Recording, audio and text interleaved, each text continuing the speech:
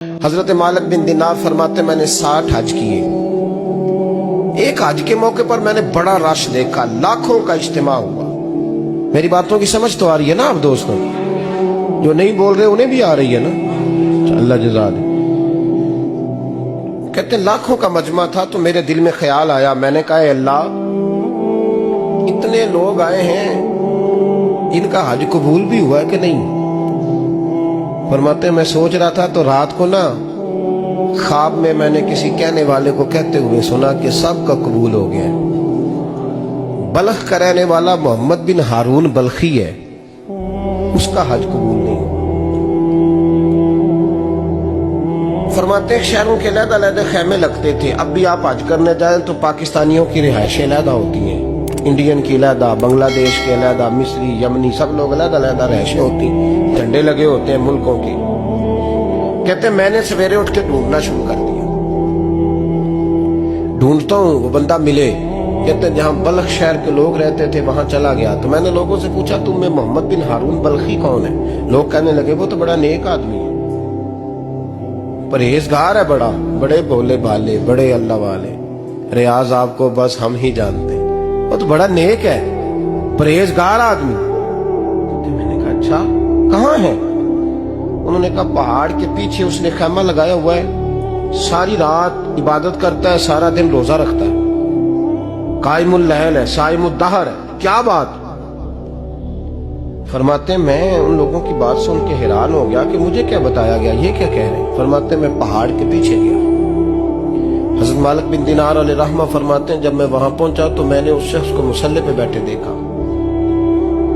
कसरत इबादत के आसार उसके वजूद पर नजर आ रहे थे, सीधा बाजू उसका कटा हुआ था। फरमाते 2 रकते मुकम्मल करके ना मैंने उसे अस्सलाम वालेकुम कहा तो मुझे कहने लगा वालेकुम सलाम, आप मालिक बिन दिनार हैं? मैंने कहा बड़ी इसकी फिरासत है। फरमाते फिर उसने ठंडी सांस ली, कहने लगा आपको ख्वाब आई होगी कि मेरा हज कबूल नहीं। फरमाते मुझ पर और बिजली गिरी कि क्या कह रहा? मैंने कहा यार लोग भी तेरी तारीफ कर रहे हैं और तेरी बसीरत भी बड़ी है, तो ये माजरा क्या है? कहने लगा आप ना पूछें। ये कह के उसने रोना शुरू किया, देर तक रोता रहा। मैंने कहा नहीं यार तू बता। कहने लगा नहीं आप ना पूछें, आप नाराज हो गए। मैंने कहा मैं नहीं होता, तू बोल ना। कहने लगा हुजूर 24 साल हो गए मुझे हज करते हुए, 24 साल, 24वां हज है मेरा, और हर साल कोई अल्लाह का वली आके बताता है कि जा चला जा तेरा कोई नहीं कबूल हुआ।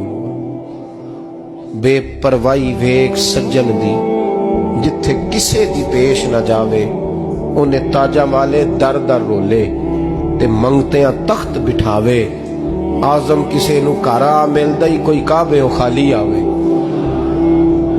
कहते हैं उसने मुझे कहा हुजूर 24वां हज है, हर साल कोई बताता है। मैंने कहा तेरी गलती। कहने लगा मैं अपनी माँ का नाफरमान। मैंने कहा वाकया क्या हुआ? कहने लगा हजरत अल्लाह ने मुझे दौलत दी, माल दिया, जमीनें दी तो मैं अय्याश हो गया। इमाम मालिक बिन दिनार रहमतुल्लाह अलैह फरमाते हैं मुझसे कहने लगा पैसे आए तो मैं अय्याश हो गया। रमजान का महीना था, असर के बाद मेरी अम्मा इफ्तारी की तैयारी कर रही थी, मैं गया, मैंने कहा शराब पी हुई, अम्मा रोटी दे। तो अम्मा कहने लगी शर्म कर, शर्म कर, रोजा रखा नहीं तो जिन्होंने रखा है उनका तो ख्याल कर। कहते अम्मा की बात का मुझे गुस्सा लगा। मैं कहा करता हूं बदनसीब है वो बेटा जिसका बाप उससे बात करते हुए डरता है कि पता नहीं कहां से बोलेगा। बदनसीब नहीं वो बेटा जिसकी माँ उससे बात करते हुए सहम जाती है कि पता नहीं कौन सी बोली बोलेगा। बदनसीब नहीं कि माँ बाप भी जिससे खोल के बात ना कर सके। हजरत मालिक बिन दिनार से कहने लगा अम्मा ने जब कहा ना शर्म कर तो मुझे गुस्सा आया, मैंने माँ को थप्पड़ मारा और मेरी माँ जलते हुए तंदूर में गिरी। लोगों ने मुझे पकड़ के अंदर बंद कर दिया कमरे में। सारी रात में शोर सुनता रहा पर नशे में धोत रहा। सवेरे आंख खुली तो मेरी बीवी बैग बांध रही थी। मैंने कहा कहाँ जा रही हो? कहने लगी जो माँ का नहीं बना मेरा कैसे बनेगा? मैंने कहा मेरी अम्मा का वो तो लोगों ने रात को ही दफन कर दी जनाजा पढ़ के। तड़प के कहने लगा मुझे क्यों नहीं बताया? तो कहते हैं लोग कहने लगे तेरी मरती हुई माँ कह गई थी इसे मेरा मुंह ना देखने देना। میرے جنازے کے قریب نہ آئے. حضرت مالک بن دینار فرماتے ہیں جب اس نے یہ بات سنائی تو میں نے بھی اس کے منہ پہ تھپڑ مارا. میں نے کہا تو اسی قابل ہے.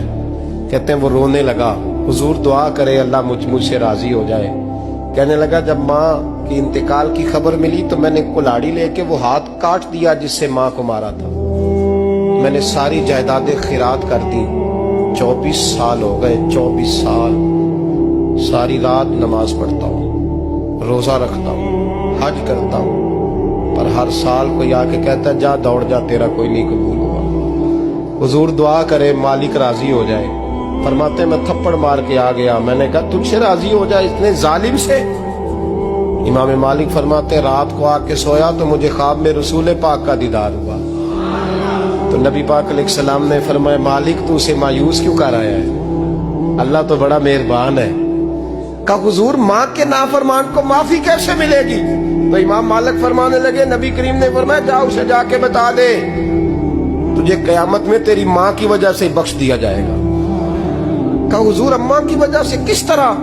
تو محبوب فرمانے لگے اس کی ماں قیامت میں اس کے خلاف مقدمہ دائر کرے گی رب کریم کی عدالت میں, اے اللہ میں نے 9 ماہ پیٹ میں رکھا, درد سہ کے اسے جنا, جگر کا خون پلا کے پالا اور اسی نے مجھے قتل کیا. رب کریم اس کی ماں کا مقدمہ سن کے کہے گا اٹھاؤ اس کو دوزخ میں پھینکو, اس نے ماں جلائی تھی اسے بھی جلاؤ. محبوب فرمانے لگے جب پکڑ کر کے مالک اس کو محمد بن ہارون کو لوگ لے جائیں گے نا جہنم کی طرف,